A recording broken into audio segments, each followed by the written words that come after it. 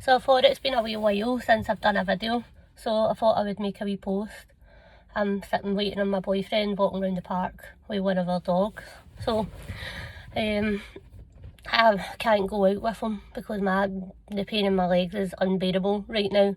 I've been struggling the past couple of days. I don't know what makes it worse and what makes it better.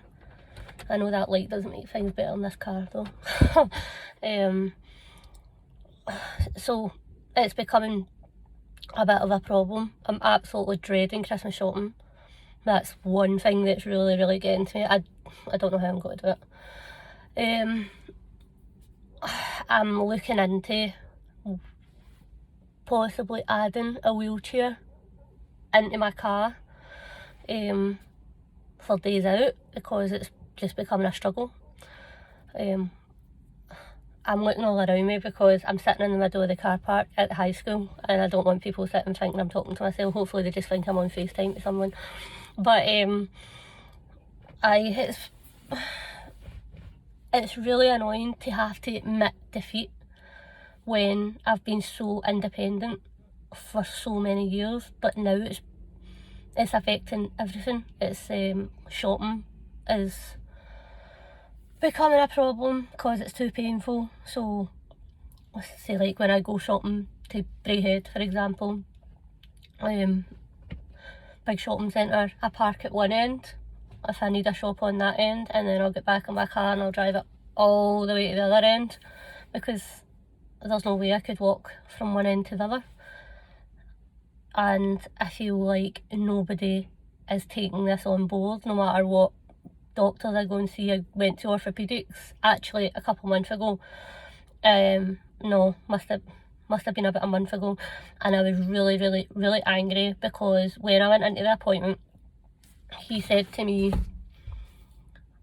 "Why can't you walk?" And I said, because it's just too painful. So he said, "Walk from literally like the back of my car to the front of my car." So he said, "You walk fine." And obviously that's not really giving you a good enough range to see the problem. So he said, "I know why you can't walk. You can't walk because you can't breathe." Which doesn't make sense because I've had a transplant. My lungs do work really well. There's no problems there. My lung function's always high. Lung capacity's good.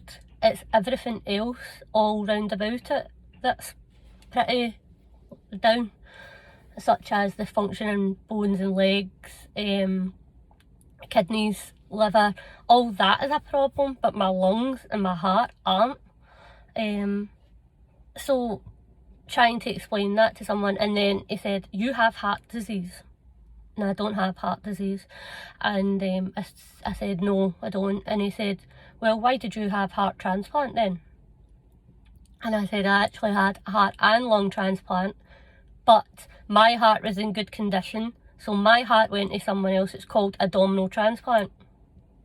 And he just looked at me as if I had 3 heads and said, "Never heard of it in my life." So I'm explaining to a consultant of orthopaedics. Maybe it's obviously it's not his specialty, but you would think that he would know something like that. And he didn't have a clue. He didn't have a clue what I was talking about. He looked at me as if I was stupid. He looked at me as if I was lying.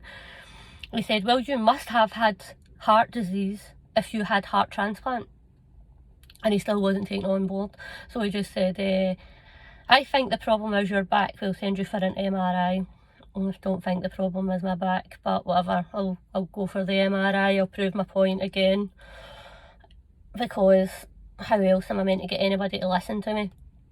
I literally walk out the front door, take about, I wouldn't even say 5 minutes, maybe 2, and then the pain comes. And then the pain in the joint of my knee spreads right into my groin area, and then it goes into my back. But it all starts with the knee. So trying to explain that to an orthopaedic consultant and then having to explain to him, well, actually, I can breathe. There's no problem with my breathing.